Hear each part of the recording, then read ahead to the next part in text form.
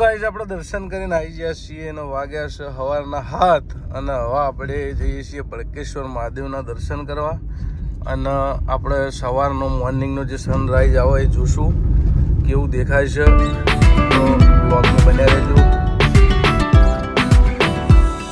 તો હાલ 7:02 છે અને ચંદ્ર દેખાય છે અને લગભગ 15-20 મિનિટની અંદર સનરાઈઝ દેખાય તો જોઈએ જેવો દેખાય છે. આપણે પહોંચી જાય છીએ ઓલમોસ્ટ.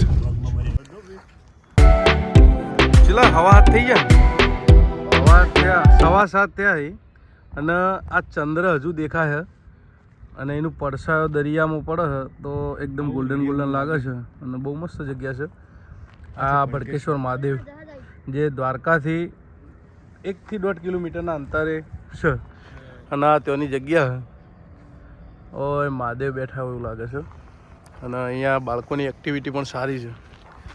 તો દ્વારકા આવો તો અવશ્ય ભડકેશ્વર મહાદેવની વિઝિટ જરૂરથી કરજો. આ જેટકોની બાજુ બરાબર ને, જેટકોની બાજુની જે રોડ જાય ને એ ડાયરેક્ટ શિવરાજપુર જાય અને ટિકિટ વગર. તો કોઈ બી ભાઈબંધો આવતા હોય તો આ રસ્તેથી આવજો તો ડાયરેક્ટ ગાડી અંદર જાય.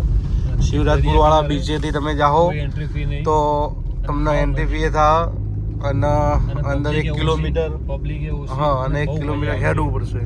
એટલે જો દ્વારકા શિવરાજપુર બીચ જાઓ તો બીજા નંબરની જે એન્ટ્રી છે ત્યાંથી જાઓ.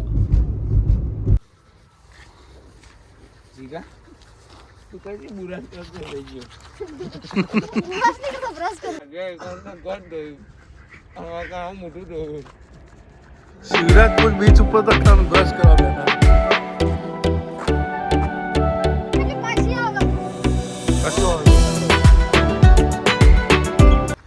તો ફાઇનલી આપણે શિવરાજપુર બીચ પહોંચી ગયા છે. જિગ્નેશભાઈ બધાને બતાવી રહ્યા છે અને તમે જોઈ શકો છો કે વાતાવરણ કેટલું બહુ મસ્ત છે. અને આ જિગ્નેશને કોનો ફોન ચાલુ જીગા? માનવનો ફોન ચાલુ છે તો વાત કરી રહ્યા છે. અને હવે આપણે બીચ ઉપર જાઉં.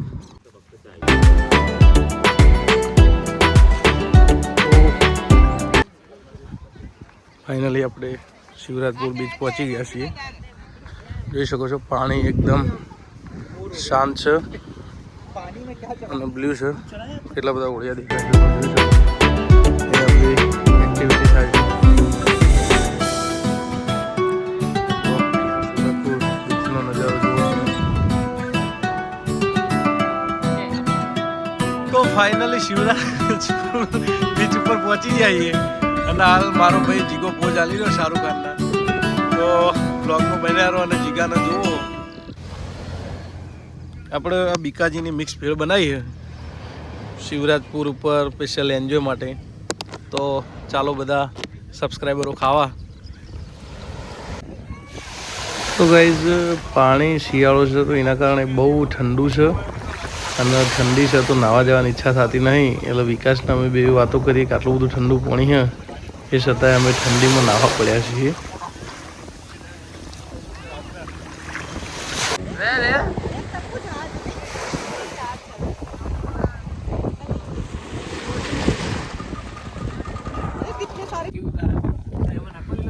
તો અમે છેલ્લે 12 મહિનાથી દ્વારકા જતા હતા તો વિચારતા હતા કે એક વખત આપણે જાતે બનાવીને ખાવું હોય. તો આ વખતે ફાઇનલી એ ટાઈમ આવી જ ગયો અને અમે બનાવ્યું હતું સેવ ટામેટાનું શાક, દહીંનું રાયતું, ભાખરી અને સલાડ હતો. તો તમને બતાવું કે કેવું બનાવ્યું છે. તો વ્લોગમાં બન્યા રહેજો, જલ્દી જ તમને બતાવી દઉં.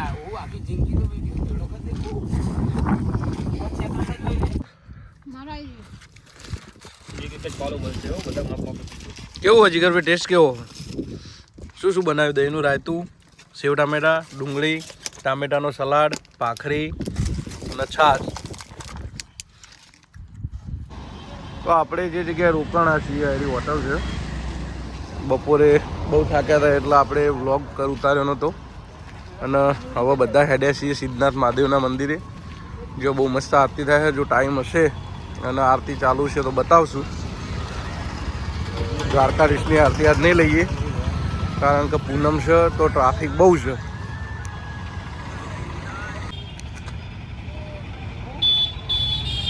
જય ભૂતનાથ મહાદેવ. આપણે સિદ્ધનાથ મહાદેવ ને હજુ આરતી થઈ ગઈ ગયો હવે છે ને. તો ફાઇનલી આપણે સિદ્ધનાથ મહાદેવ મંદિર પહોંચી ગયા છીએ અને આરતીનો ટાઈમ હવે તૈયારીમાં હોય તો આપણને લાવો મળશે.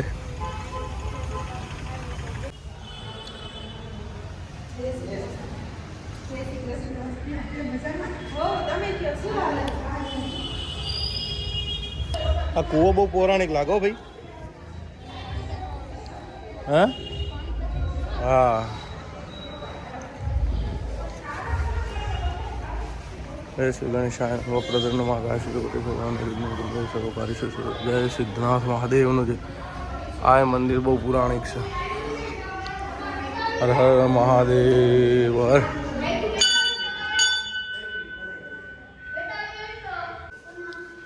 પાર્વતી પતે હર હર મહાદેવ. બોલો સિદ્ધમ મહાદેવની જય.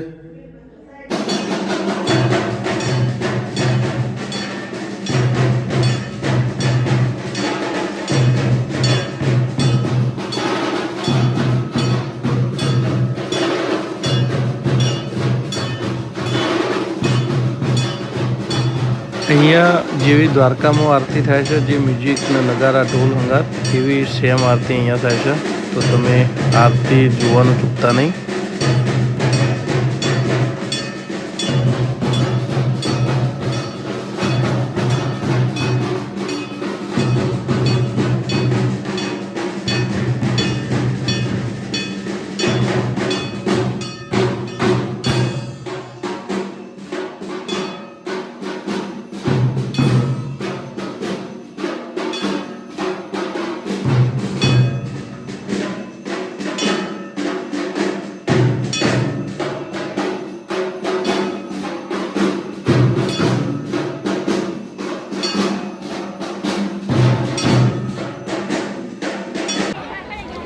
તો ફરીથી આપણે આવી ગયા દ્વારકાધીશના મંદિર આગળ. દ્વારકાધીશની ધજાના દર્શન કરીએ. પૂછી પૂનમ છે તો ટ્રાફિક એટલું બધું છે તો એ આવ્યા છીએ. તમે જોઈ શકો છો કે પબ્લિક બહુ જ સમથિંગ લગભગ 30,000 થી 40,000 પબ્લિક હતી. તો જુઓ ટ્રાફિક કેટલું હોય. જય દ્વારકાધીશ. અને આ છે શ્રીના ડાઇનિંગ હોલ. જો આપણે જમવા જ્યાં રાત્રે 12 વાગે.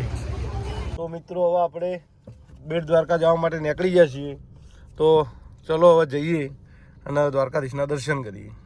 તો જે આ રોડ જાય છે એ આપણે બેટ દ્વારકા જાય છે અને રોડ બહુ મસ્ત છે.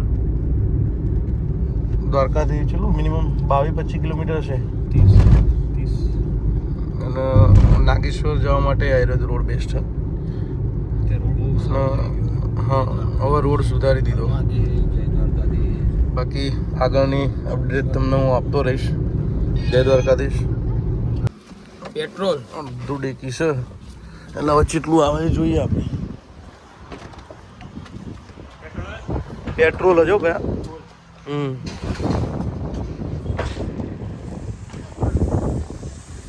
આ બેટ દ્વારકા જાતી વખતે વચ્ચે મીઠાપુર આવે. ટાટાવાળાની ફેક્ટરી છે. સૌથી મોટામાં મોટી ફેક્ટરી ગુજરાતમાં ગણો કે જે ગણો આવી આ મીઠાપુરમાં. આખા ભારતનું મીઠું લગભગ બધું અહીંથી જ સપ્લાય થાય. આ દરિયો અહીંથી ચાલુ થઈ જાય અને બધી બોટો રહી ને એ હવે મોદી સરકારના થી બંધ થઈ ગઈ છે.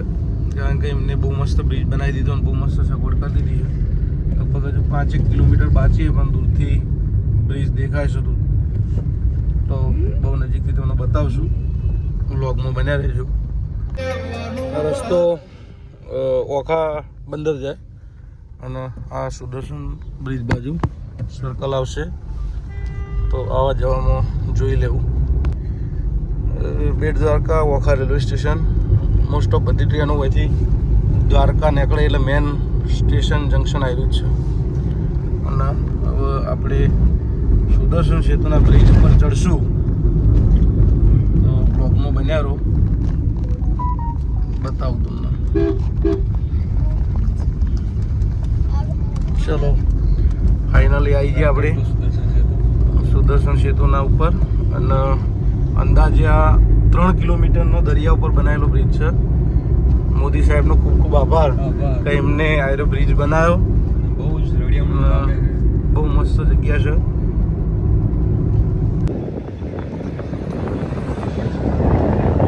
તમે જુઓ છો કે નીચે એક બોટ ચાલુ છે અને બીજી બધી ફરે છે. અને સામેનો જે ટાપુ છે એ બેટ દ્વારકાનો ટાપુ છે.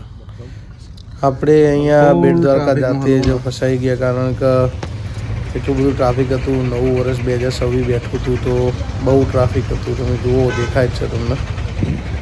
તો બનારો જોઈએ. ગોપી તળાવ આ બાજુ છે. અને હવે આપણે ગોપી તળાવનું કોર્નર આવ્યું. આપણા જિગ્નેશભાઈ 2-3 દિવસથી ફરીને આપણા વિકાસભાઈ, જિગ્નેશભાઈ, પાર્થ ભાઈ ભણો આપણા ગાડી આગળ જઈતી. બહુ મારો ફેસ અને મેં 10 મિનિટનો રેસ્ટ લીધો છે. ભાઈ ભણો ભાઈ ચલાવી લઈશું. આપણે હવે જવાનું છે નાગેશ્વર જ્યોતિર્લિંગે, જે 12 જ્યોતિર્લિંગમાંનું એક છે. તો હવે ડાયરેક્ટ પહોંચી જઈએ નાગેશ્વર જ્યોતિર્લિંગ અને બતાવીએ. બન્યા રહેજો. ગાડી પેટ્રોલ પંપે તો દબાઈ દેવાનું. જો મતલબ જગ્યા ભાડો નહીં, પેટ્રોલ પંપે ના લઈ જતો. આ દબાવી દબાઈ દે. હા તો એવું કરું. વળંગ છે, હવે દબાઈ દે. નો પાર્કિંગ જો પેલી ગાડી પડી. ઓકે, તો ફાઇનલી પહોંચી ગયા આપણે નાગેશ્વર જ્યોતિર્લિંગ, જે 12 જ્યોતિર્લિંગમાંનું એક છે. તો ચલો અંદર કદાચ ફોન લઈ જવા દે તો તમને અંદરથી દર્શન કરાવું. તો તમે જોઈ શકો છો કે આપણે મંદિરની અંદર આવી ગયા છીએ, પણ ટ્રાફિક બહુ અતિશય ટ્રાફિક છે. જો ટાઈમ સેટ થાય, એડજસ્ટ થશે તો આપણે દર્શન કરવા જાઉં. પણ સમથિંગ હાલ 10-12 હજાર પબ્લિક છે. તો ફાઇનલી હવે દ્વારકાધીશને કહી દઈએ બાય બાય, અને હવે આપણે નીકળી જઈએ છીએ. તો બાય બાય, જય દ્વારકાધીશ. ચલો હવે આપણે આપણા ઘર બાજુ જવા માટે નીકળી ગયા છીએ. અહીંથી આપણું ઘર સમથિંગ 520 કિલોમીટર જેવું થાય છે. તો આખી નાઇટ ટ્રાવેલિંગ કરી અને સવારે પહોંચી જાઓ. ચલો જય દ્વારકાધીશ, બાય બાય. તો દ્વારકાથી 5 કિલોમીટર હાઈવે ઉપર આપણે માધવ હોટલની અંદર આવી ગયા છીએ. માધવ દેશી ભાણું તૈયાર છે. તો ફર્સ્ટ ટાઈમ આપણે છીએ, તો ખાવાનું કેવું છે શું છે તમને ખાઈને સાંજના ટાઈમના ખાવાના અંદર રિવ્યૂ આલે તો માધવમાં ચેક કરી લઈએ કે શું ખાવાનું છે ને કેવું છે. આ પવન ચક્કીનો નજારો કેટલો મજબૂત દેખાય છે, બહુ મસ્ત. અહીંયા દરિયા કિનારો હોવાથી લગભગ આજુબાજુમાં બધી પવન ચક્કીઓ છે અને અહીંથી મિનિમમ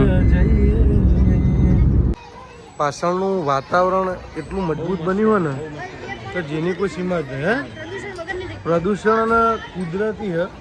હવે આપણા ખોડિયાર હોટલ છે અને આ પ્લેઝોન છે, પણ જે પાછળનું વાતાવરણ છે ને એ જબરજસ્ત, બહુ બ્રિલિયન્ટ છે. તો ફાઇનલી ગાઈઝ આપણે દ્વારકાધીશ દેશી ભાણામાં જમવા આવી ગયા છીએ, જે દ્વારકા બાયપાસ રોડ ઉપર છે. અને તમે જોઈ શકો છો કે જેટલું બહુ મસ્ત છે.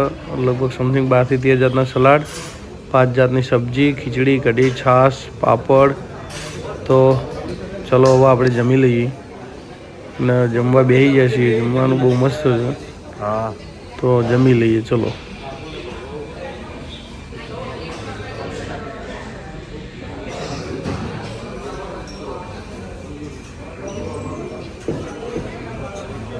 બસ